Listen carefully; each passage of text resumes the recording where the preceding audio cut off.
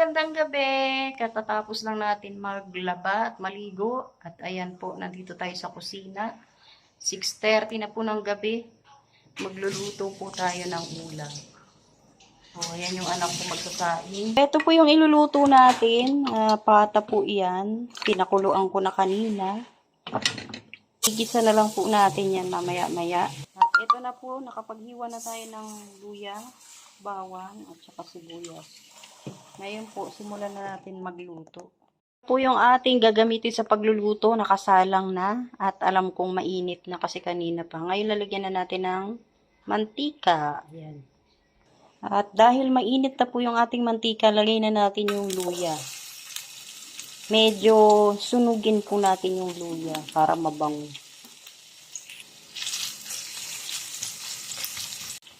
Hayaan lang po natin mag-brown yung luya. Tapos, isusunod na po natin yung bawang. Brown na po yung ating luya. Lagay na natin yung bawang.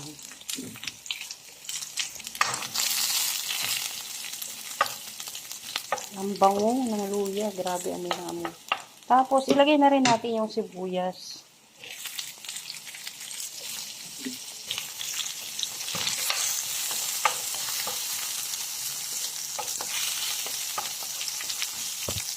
Tapos, ilagay na natin yung pinakuluan natin.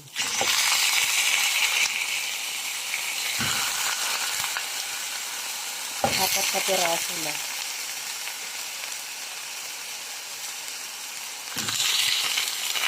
Tapos, sabawan natin.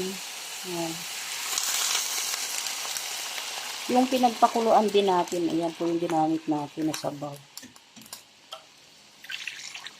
Tapos, tatakpan muna natin at hayaan lang po natin sa mahinang apoy. Ayan. Takpan na natin. Tingnan na natin. Ayan na po.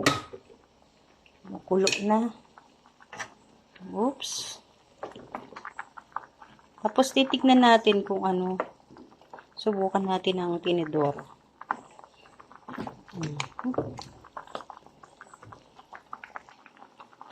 Uy, malambot-lambot na po. Malambot na siya.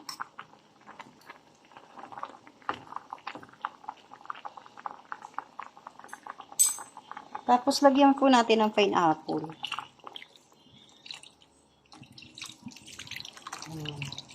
Isang lata. Tapos, hahayaan pa rin po natin siyang kumulo. Ayan, kumukulo na po. Ngayon, lalagyan natin ng Coke. Ayan. Pampatamis. Kumulo. Tapos ngayon, hayaan lang po natin siyang kumulo. Tapos lalagyan po natin ng konting toyo.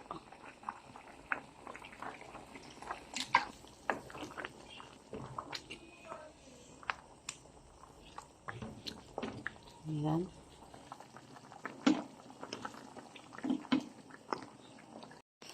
Ayan, kumukulo pa rin siya. Lalagyan natin siya ng honey. Konti lang.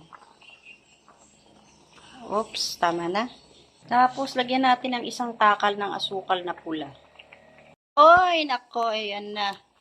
Lalagyan na po natin ng paminta. Masarap ba yan? Masarap yan. Tikman mo. Ano ba yan? Naantay na lang natin matuyuan ng Bawal konti. yan sa akin yun.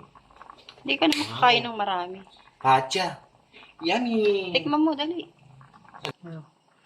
Lagyan mo ng paminta. May paminta na yan. Hindi dapat nakakalat para medyo manghang ng konti. Ganun dapat. Lagyan mo ng ano ni Papa Jomar. Yung chili oil. Oo. Siya to kay Jomar. Wala na akong stock kay Jomar. Chili oil. No, Ang sarap. diba? Malambot na pati yan. Kaso marami pa sabaw. Kahit hindi na yan patuyuan, okay na yan. Yummy. O, ayan na. Narinig nyo, ha? Marami naman kain dun. Nilagyan ko siya ng honey, konting honey, pineapple juice, tsaka Coke. Ewan, pag di sumarap talaga yan. Ano?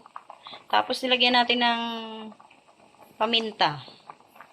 Pwede natin lagyan ng chili oil ni Papa Joms. Asa na yung chili oil? So, ito na po yung chili oil ni Papa Jones. Konti lang kasi ayoko na masyado maanghang. Ano? So, ayan, okay na po siya. Malambot na rin. Ayan. Pero, pwede pa rin naman natin siyang patuyuan kung gusto natin. Hanggang sa, para mas lumambot pa siya. Pero, malambot na po, no? Ayan, no? Nakikita nyo. So, ayan, patutuyuan natin. Pwede rin naman patuyuan, pwede rin namang hindi, no? Depende po sa inyo. Oh, malambot na po kasi, oh. So, ayan, pababayaan lang natin ng mga 10 minutes pa, tapos papatayin na po natin kasi okay na po yung lasa. O, takpan na natin. Maya-maya po papatayin na po natin yung apoy. Na po, may sinaing na rin po. Pwede na pong kumain yung magugutom. Kasi saglit na lang po yung ating ulam, luto na po. Sarap po. So, 10 minutes na po ang lumipas. Ayan. Hindi na po natin siya patutuyuan. Okay na po yan kasi masarap naman po yung sabaw. So, papatayin na po natin yung apoy. Yung atin pong kalan. Okay. Pwede nang kumain maya-maya. Ang putla niya rito sa video pero kulay brown po siya. Maputla lang po sa video. Okay. Thank you po sa lahat ng manunood. God bless. God bless po. Magandang gabi.